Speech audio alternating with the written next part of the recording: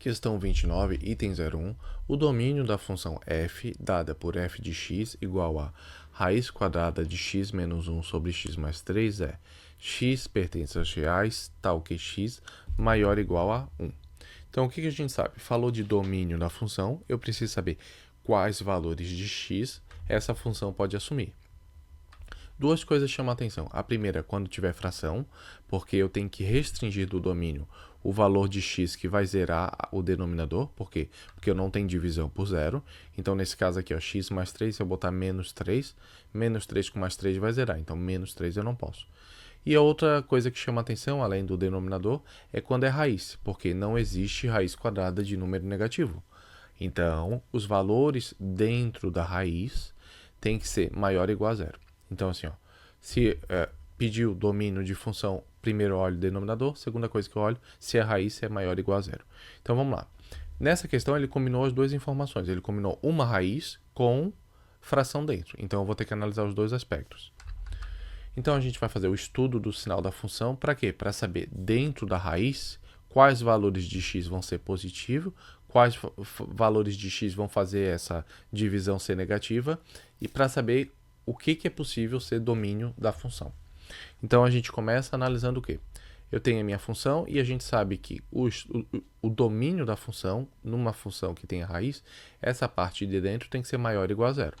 E para esse ser maior ou igual a zero, como eu tenho x em cima, x embaixo, eu vou ter que fazer o estudo do sinal da função, tipo quociente, porque é uma divisão. Eu tenho um numerador em cima e o denominador embaixo.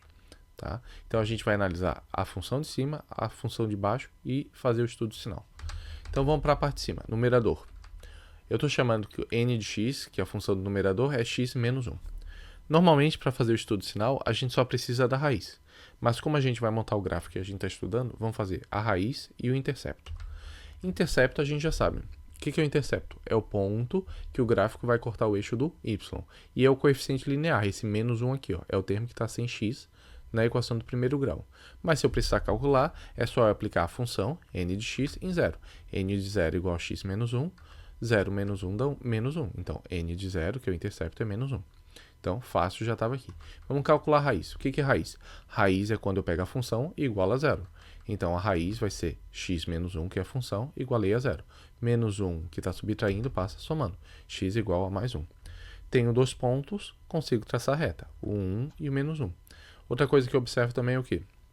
O coeficiente angular, que é o valor que está na frente do x, ele é maior que zero. E se ele é positivo, então a minha reta vai ser uma reta crescente. Então, vamos para o gráfico. O gráfico da função do numerador, que é x menos 1, vai ficar assim, ó. Cortou o intercepto em menos 1, cortou a raiz no eixo do x aqui, que é igual a 1. Agora vamos fazer o estudo do sinal. Como a reta é crescente, para valores à esquerda da raiz, à esquerda de 1, o gráfico, o y vai ser negativo. Então, para valores à esquerda de 1, x menor que 1, o meu y vai ser negativo.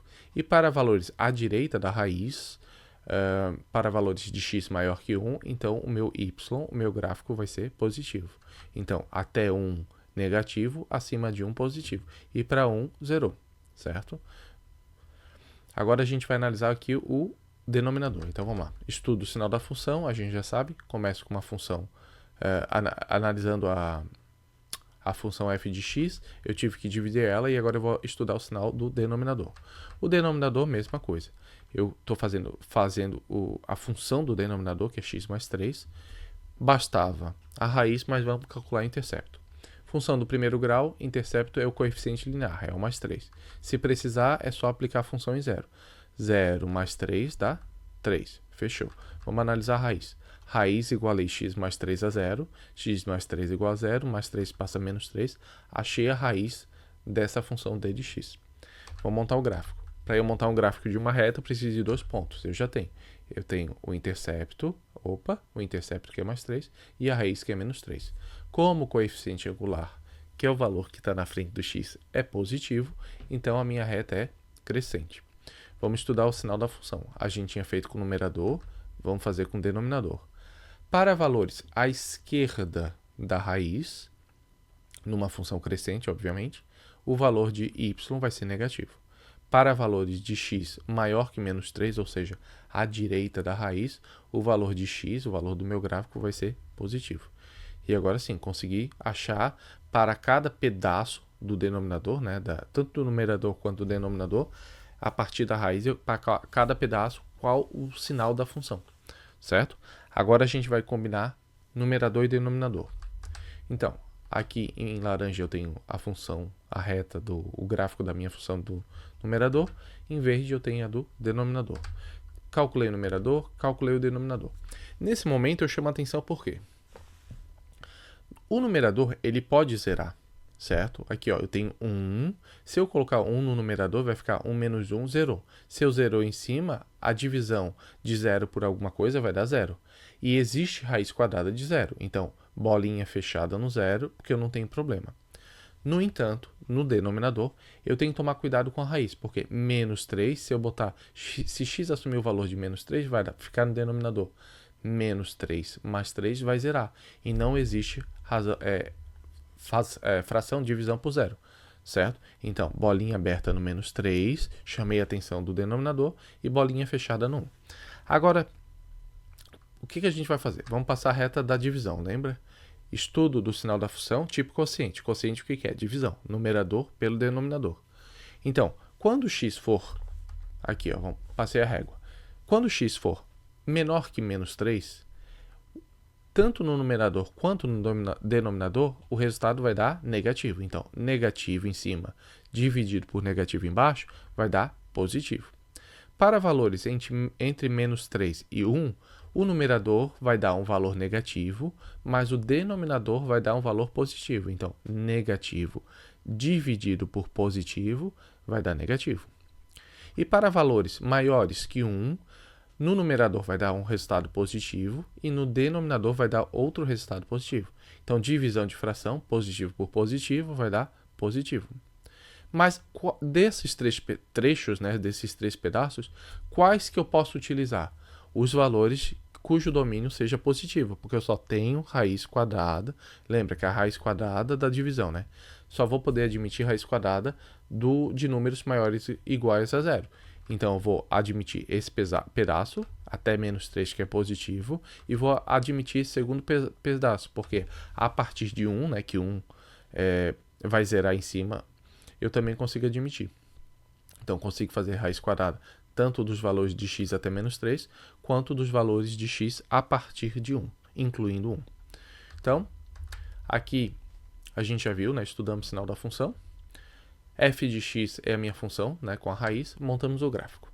O que eu observo? Vamos lá. Primeira coisa, domínio, que é o que a gente acabou de calcular. Para valores de x até 3, certo? Ele é domínio. E a partir, né, x maior ou igual a 1, a partir de 1. Aqui está 1, daqui para cá, certo? Agora vamos ver a imagem. A imagem vai ser o quê? O que é a imagem? É a projeção do gráfico sobre o eixo y.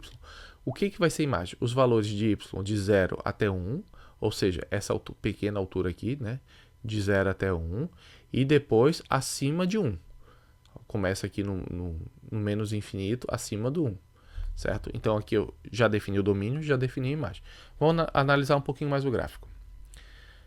Aqui, eu vou traçar uma reta que a gente chama de assíntota.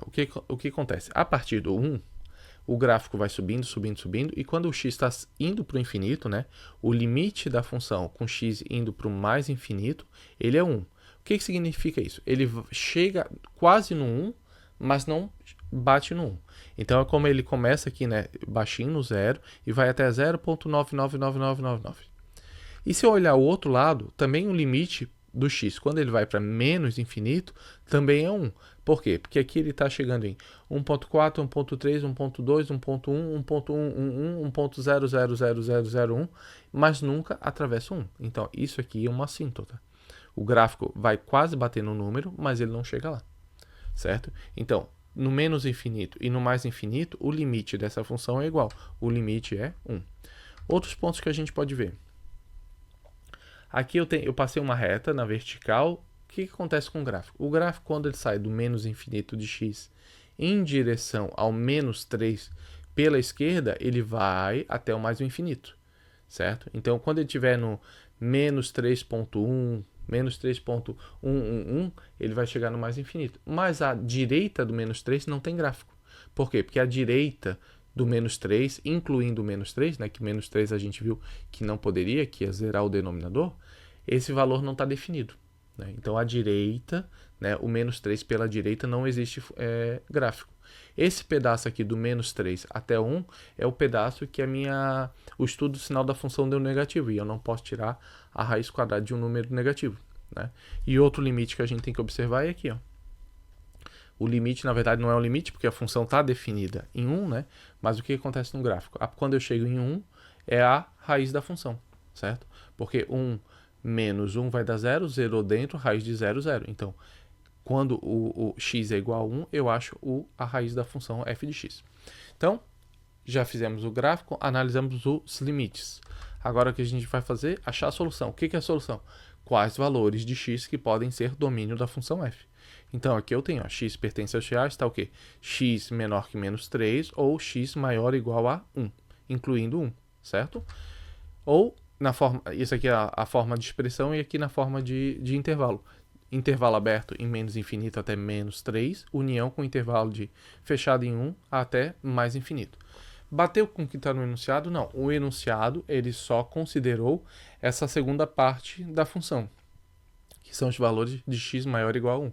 Ele não considerou a primeira parte, que são esse pedaço do gráfico aqui, que o x é menor que menos 3. Portanto, o item 1 da questão 29, então, está incorreto. Por quê? Porque ele só pegou um pedaço da solução e não a solução inteira, né?